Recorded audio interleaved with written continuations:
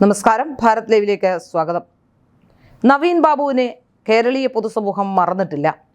നവീൻ ബാബുവിന് പിന്നാലെ അതേപോലെ തന്നെ ഒരു രാഷ്ട്രീയ രക്തസാക്ഷി കൂടി ഈ തെരഞ്ഞെടുപ്പിൽ ഉണ്ടായിരിക്കുന്നു.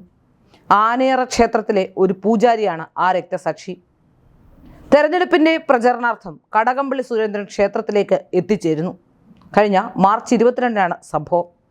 കടകംപള്ളി ആനേറ ക്ഷേത്രത്തിലെത്തുമ്പോൾ അവിടെ CPM നേതാവായ കടകംപള്ളി എത്തിയാൽ സാധാരണഗതിയിൽ ക്ഷേത്രത്തിൽ തൊഴാനല്ല എത്തുന്നത്.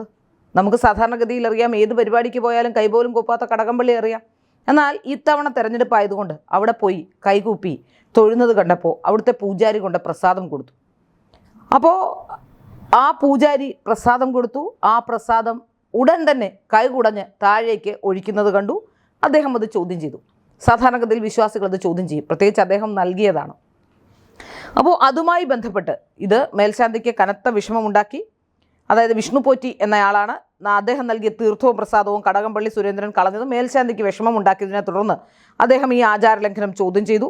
താൻ വോട്ട് പിടിക്കാനാണ് ക്ഷേത്രത്തിലേക്ക് വന്നത് എന്നാണ് കടകംപള്ളി സുരേന്ദ്രൻ അപ്പോൾ പ്രതികരിച്ചത്. അദ്ദേഹത്തിൻ്റെ ചില സുഹൃത്തുക്കൾ പറയുന്നത് അങ്ങനെയാണ്. തുടർന്ന് ഭാരവാഹികളായ CPM പ്രവർത്തകർ മേൽശാന്തിയായ വിഷ്ണു പോറ്റിയെ കൊണ്ട് ഈ വിഷയത്തിൽ മാപ്പ് പറയിക്കുകയും ചെയ്തു. സത്യസന്ധമായ ഒരു കാര്യം, അദ്ദേഹത്തിൻ്റെ വിശ്വാസവുമായി ബന്ധപ്പെട്ട് ഒരു പ്രതികരണം നടത്തിയപ്പോൾ അദ്ദേഹത്തിന് ആത്മഹത്യ ചെയ്യേണ്ട അവസ്ഥയിലേക്ക് കാര്യങ്ങൾ എത്തിച്ചു. അതായത് ക്ഷമ പറയിപ്പിച്ചു. അത് അദ്ദേഹത്തിന് തീരെ സഹിക്കാൻ കഴിഞ്ഞില്ല. അത് വളരെ പ്രധാനപ്പെട്ട വിഷയമായി ഉയർന്നു വന്നു. സത്യത്തിലായ അദ്ദേഹത്തിന് അവരറിയാം, ഒരു പോറ്റി, ഒരു പൂജാരി, അദ്ദേഹത്തിന് ഇങ്ങനെ ഉള്ള പ്രശ്നങ്ങളുണ്ടാകുമ്പോൾ സ്വാഭാവികമായും അദ്ദേഹത്തിന് പ്രശ്നങ്ങളുണ്ടായി. അതിനുശേഷമുണ്ടായ സമ്മർദ്ദം, ആ സമ്മർദ്ദത്തിൽ അദ്ദേഹത്തിന് അവിടുത്തെ CPM പ്രവർത്തകരും മറ്റുള്ളവരുമൊക്കെ അദ്ദേഹത്തെ നിരന്തരം ഈ വിഷയവുമായി ബന്ധപ്പെട്ട് ചോദ്യം ചെയ്തതിന് ക്ഷേത്രത്തിലെ അടക്കമുള്ള CPM പ്രവർത്തകർ അദ്ദേഹത്തെ ചോദ്യം ചെയ്യാൻ തുടങ്ങി. ആ സമ്മർദ്ദം സഹിക്കാൻ വയ്യാതെയാണ് അദ്ദേഹം ആത്മഹത്യ ചെയ്തത് എന്നാണ് മനസ്സിലാക്കാൻ സാധിക്കുന്നത്. കടകംപള്ളി ഒരു ആളുടെ ജീവൻ എടുത്തിരിക്കുന്നു എന്നാണ് മനസ്സിലാക്കാൻ സാധിക്കുന്നത്. നേരത്തെ PP ദിവ്യ ആയിരുന്നു കാരണമെങ്കിൽ ഇപ്പോൾ കടകംപള്ളിയാണ്.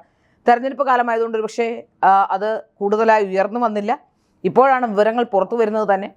ഏതായാലും ഈ വിഷയവുമായി ബന്ധപ്പെട്ട് കടകംപള്ളി സുരേന്ദ്രൻ മറുപടി പറയേണ്ടതുണ്ട്. കടകംപള്ളി സുരേന്ദ്രന് ക്ഷേത്രത്തിൽ പോകാൻ താല്പര്യമില്ലെങ്കിൽ ക്ഷേത്രത്തിലേക്ക് പോകേണ്ടതില്ല. വോട്ട് പിടിക്കാനല്ല ക്ഷേത്രങ്ങൾ, കേരളത്തിലെ ക്ഷേത്രങ്ങൾ തുറന്നു വച്ചിരിക്കുന്നത് കടകംപള്ളിക്ക് വോട്ട് പിടിക്കാനല്ല. ക്ഷേത്രങ്ങൾ തുറന്നു വച്ചിരിക്കുന്നത് വിശ്വാസികൾക്ക് അവിടെ പോകാനാണ്.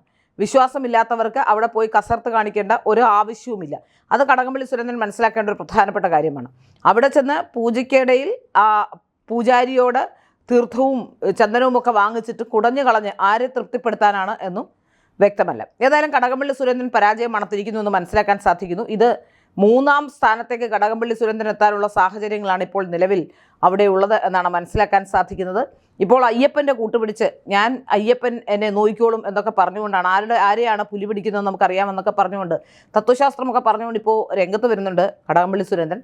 എന്തായാലും ഒരാളുടെ മരണത്തിന് കൂടി ഈ തെരഞ്ഞെടുപ്പ് കാരണമായി. അതിൽ കടകംപള്ളി സുരേന്ദ്രനാണ് പ്രധാന കാരണം എന്നതാണ് പുറത്തുവരുന്ന വിവരം. കടകംപള്ളിക്കെതിരെ തീർച്ചയായും കേസെടുക്കേണ്ടതുണ്ട്. ആത്മഹത്യാ പ്രേരണ കുറ്റം തന്നെ ചുമത്താവുന്ന വകുപ്പുള്ള കേസുകളാണിത്.